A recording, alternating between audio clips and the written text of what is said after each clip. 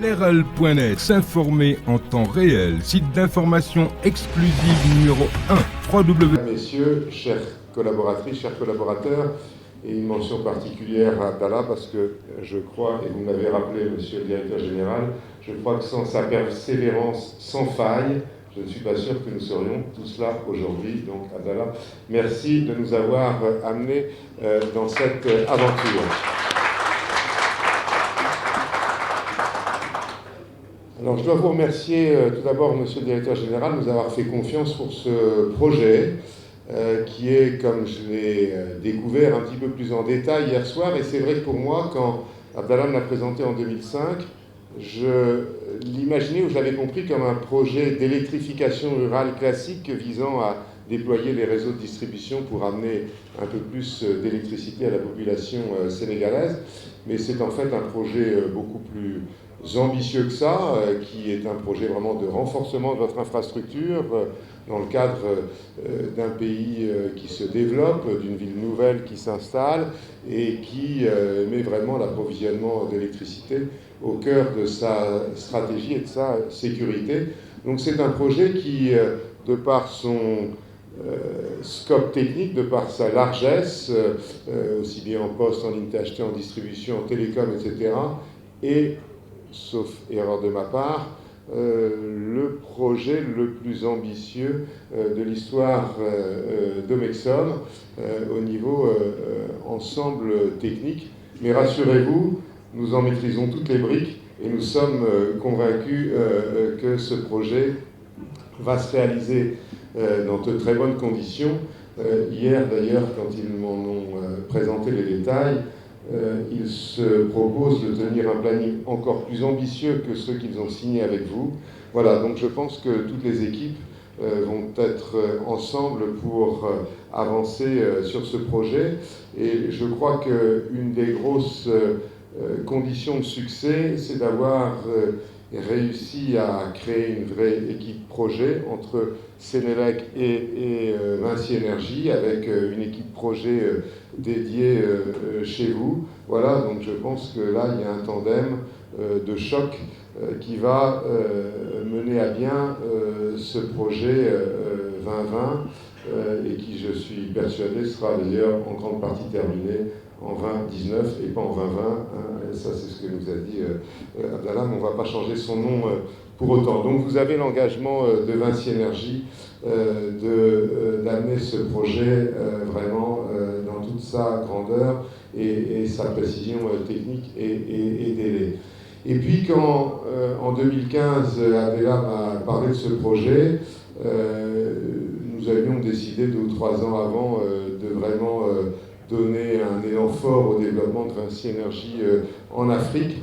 Et nous y avons vu plus que la simple exécution, je dirais, d'un contrat important, mais une opportunité pour nous de créer Vinci Énergie au Sénégal pour développer toutes les expertises de Vinci Énergie dans cette partie du continent africain et de faire du Sénégal une de nos bases pour avoir un gros développement régional.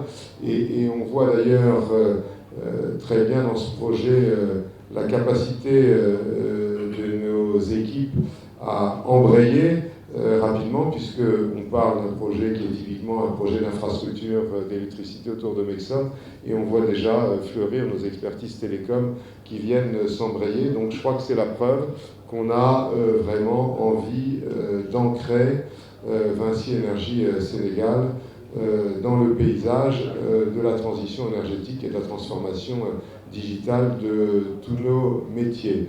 Donc c'est pour nous vraiment un projet structurant, et quand je vois tous les collaborateurs impliqués, j'ai pas de doute qu'on est en train de développer un des phares de Vinci Énergie.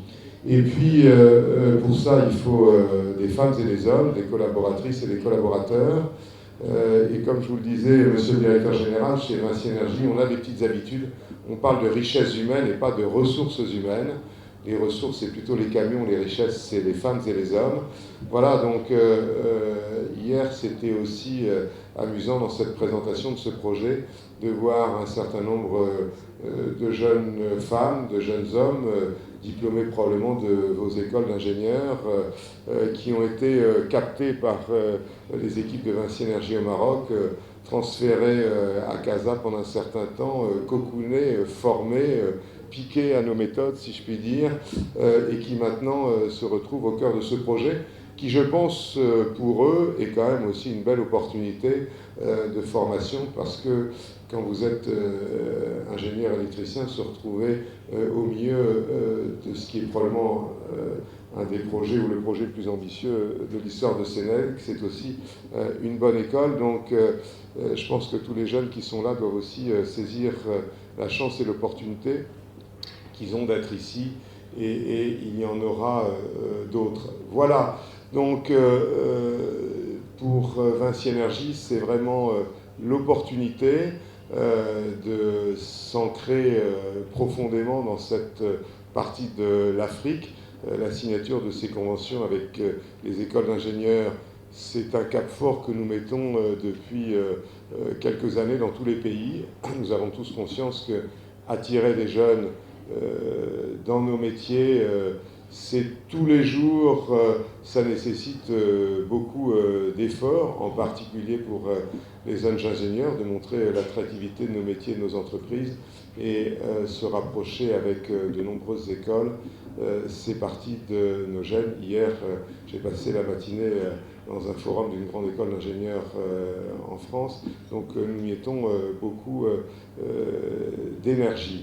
Voilà, et puis je crois que depuis quelque temps, Guillaume Garrick et son équipe développent beaucoup cette notion d'institut Omexom dans un certain nombre de pays, qui vise à, je dirais, amener soit par des formations, soit par ce que j'appelle des salles de travaux pratiques, avec des équipements de nos métiers, pour développer la formation et l'attractivité de nos métiers. Voilà, donc l'Omexom Institut du Sénégal, je ne sais pas si c'est le 6e, le 7e, le 8e, mais il en pousse beaucoup actuellement dans le monde.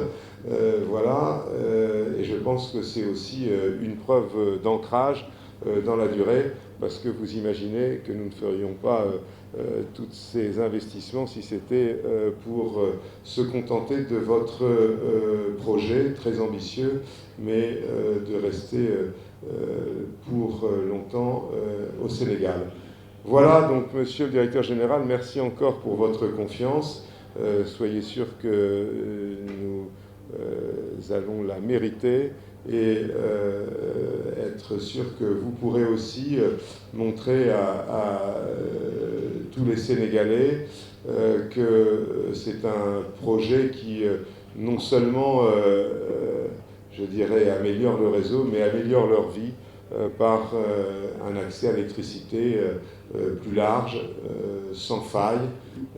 On ne sait plus quoi en faire maintenant. C'est vrai que quand on parle de 24 heures ou 36 heures de blackout dans une ville, ça devient, j'imagine, très vite un événement politique fort auquel vous ne souhaitez pas, en tant que directeur général de Sénélec, confronter très souvent.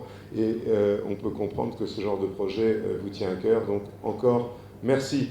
Lerel.net, s'informer en temps réel, site d'information exclusive numéro 1, www.lerel.net.